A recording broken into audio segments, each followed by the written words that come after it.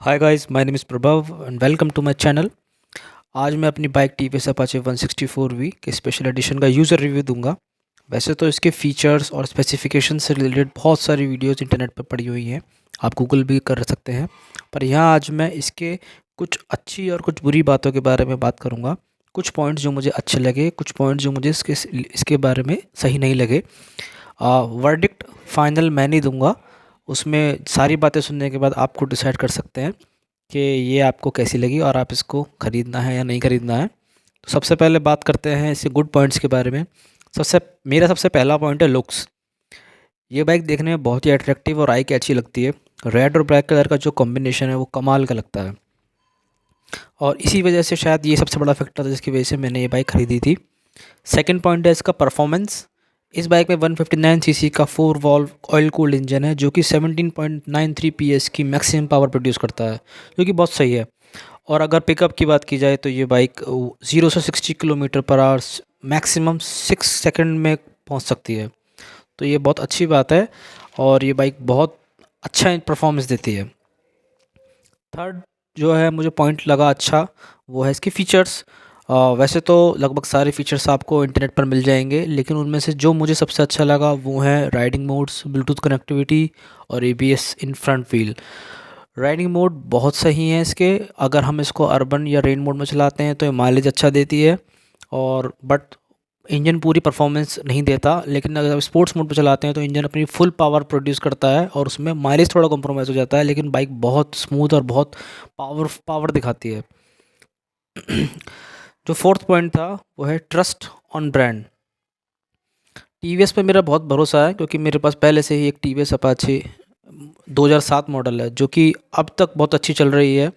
Usual service वीरेट year के अलावा engine की तरफ से आज तक कोई दिक्कत नहीं आई। इसी तरह से रेस्पॉन्स में बाकी टीवीएस ओनर से भी सुनता रहता हूँ, तो मुझे थोड़ा ट्रस्ट है टीवीएस पर। फिफ्थ पॉइंट है माइलेज। कंपनी इसका बाइक का माइलेज क्लेम जो भी करती है, पर मुझे इसकी फ़र्स्ट सर्विस के बाद से आराम से 42 से 44 किलोमीटर पर लीटर तक का माइलेज देखने को मिला है। बाकी डिपेंड करता है राइडिंग पैटर्न पर। और जो इसका सिक्स्थ पॉइंट मुझे अच्छा लगा वो उसके शॉकर्स हैं। इसके शॉकर्स बहुत अच्छे हैं। वैसे तो इसमें शोवा के शॉकर्स नहीं आते, लेकिन वो 200 में आते हैं, लेकिन जो भी T V S company provide करती है वो बहुत बहुत ज़बरदस्त हैं।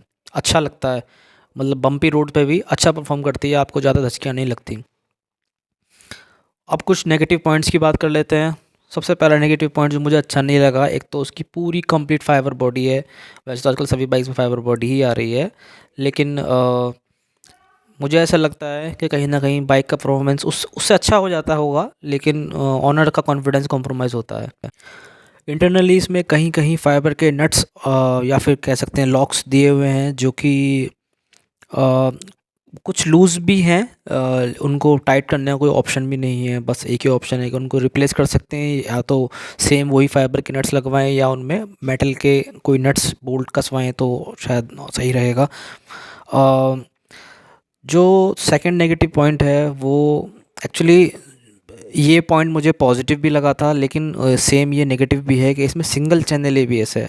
बिल्कुल एबीएस नहीं था तो वो तो नहीं, सही नहीं है, लेकिन सिंगल चैनल एबीएस है वो भी ठीक है, लेकिन डुअल चैनल होता तो और अच्छा होता और बढ़िया होता। शायद आने वाले टाइम में जो अपडेट आए बाइक का उसमें डुअल चैनल एबीएस देखने को मिले। थर्ड पॉइंट जो नेगेटिव मुझे लगता है इसमें वो gears, number of gears. 5 gear हैं इस बाइक में। परफॉर्म स्पोर्ट्स मोड में बहुत अच्छा करती है बाइक, बहुत बढ़िया जाती है रोड पे। 6 गियर होते तो शायद और अच्छा होता, बट ठीक है, कंपनी नोज़ बेटर। और फोर्थ पॉइंट जो मुझे लगा, जो कि सच में एक बहुत बड़ा नेगेटिव पॉइंट है इसका, मैंने शायद और बाइक्स ट्राई नहीं की इस सेगमेंट की, इस टाइप की नेकेड सेगमेंट की, शायद उनमें भी ऐसा होता हो कि इसमें टर्निंग रेडियस बहुत कम है। लाइक अगर मुझे कहीं मोड़नी है, छोटा छोटा रास्ता है उसमें, तो बहुत कम टर्निंग रेडियस है इस बाइक का। वो एक मुझे प्रॉब्लम वाली बात लगती है। बाकी मैं वैसे इस बाइक को चलाते हुए मेरे 3 महीने से ज़्यादा हो गए हैं, और ये ऑलमोस्ट 700 किलोमीटर चल चुकी है, और मैं फुल सेटिस्फाई हूँ उस बाइक से। सिटी राइड हो या हाईवे राइड हो, बहुत अच्छा परफॉर्म करती है। और जस्ट ए सिंगल क्लिक में सेल्फ स्टार्ट लेती है, कोई इशू नहीं आता सेल्फ में या किसी चीज़ में। इसकी एग्जॉस्ट साउंड भी बहुत अच्छी है, लुक तो है ही अच्छा, और मुझे परफॉर्मेंस बहुत अच्छी लगी बाइक की। बेसिकली मैंने सिर्फ दो चीज़ों की वजह से ये बाइक खरीदी थी, परफॉर्मेंस और लुक। दोनों चीज़ों से मैं बड़ा सेटिस्फाई हूँ। मैं मैक्सिमम 60-70 की स्पीड पर ही चलता हूँ, तो मुझे सिंगल चैनल एबीएस से भी कोई दिक्कत नहीं होती। इसकी एलईडी हेडलाइट्स हैं, बहुत इफ़ेक्टिव है, रात में बहुत बढ़िया काम करती है। उसमें अभी तक मुझे कुछ एक्स्ट्रा लाइट्स लगवाने की कोई ऐसा याद नहीं आया कि मुझे ऐसा कुछ लगवाना चाहिए या इस तरह की कुछ ज़रूरत लगी, कोई ऐसी ज़रूरत नहीं लगी। इसकी लाइट्स एनफ लगी मुझे, एलईडी लाइट्स हैं, बहुत इफ़ेक्टिव हैं, वाइट एलईडी लाइट्स। और बाकी फ्यूल टैंक का डिज़ाइन आप देख सकते हैं, थोड़ा साइड में दिया हुआ है तो ये अच्छा लगता है। सीट भी डिज़ाइनर है। ये मैंने अभी तक इस पे फ्रंट कोई किसी तरीके का कवर नहीं चढ़वाया, तो ये कवर नहीं लगवाया, तो ऐसे कैसी है, बट ये अच्छी लगती है, इस वजह से नहीं लगवाया। बाकी मैं फुल सेटिस्फाइड हूँ इस बाइक से। मतलब मैं चाहता हूँ कि मैं रिकमेंड करता हूँ इस बाइक को।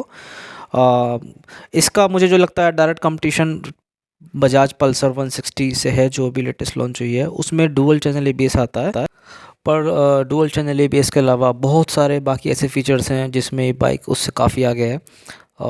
मैंने भी बहुत सारे रिव्यूज़ देखे थे, तब जाकर ये बाइक खरीदी थी। और मैं कोई प्रोफेशनल यूट्यूबर नहीं हूँ, बट मेरी ये आई थिंक फर्स्ट व्लॉग है यूट्यूब पर। और ये मैं शायद इसलिए बना रहा हूँ ताकि जैसे मैंने बाकी लोगों के रिव्यूज़ देखकर ये बाइक खरीदी, मैं भी अपना एक एक्सपीरियंस शेयर करूं आप लोगों के साथ, जिससे आप भी अपना डिसीजन ले पाएँ कि आपको ये लेनी चाहिए नहीं लेनी चाहिए। सेफ्टी कंसर्न से देखा जाए तो सिर्फ एक सिंगल डुअल चैनल एबीएस की वजह से पल्सर इससे आ गया। बाकी performance, features, looks, brand value और मेरा पास्ट एक्सपीरियंस मुझे टीवीएस की तरफ लेकर गया, तो मुझे ये बहुत अच्छी लगी। मैंने इसके लिए वेटिंग भी करी बहुत, क्योंकि ये अवेलेबल नहीं थी ईज़िली। तो बट फाइनली ये मिल गई थी। और मुझे फर्स्ट सर्विस पर भी कंपनी की तरफ से बहुत अच्छा रिस्पांस मिला, बहुत बढ़िया रिस्पांस मिला। और मुझे कोई अभी तक इसमें कोई कंप्लेंट नहीं लगी। और मैं जल्दी ही और इसमें इसमें और कुछ फर्दर व्लॉग्स या अपने एक्सपीरियंस शेयर करूँगा, लॉन्ग राइड्स करूँगा, तब मैं बताऊँगा। फ़िलहाल के लिए यही मेरी इतना ही था। और please let me know if you have any question in comment box. I will try my best. Thank you.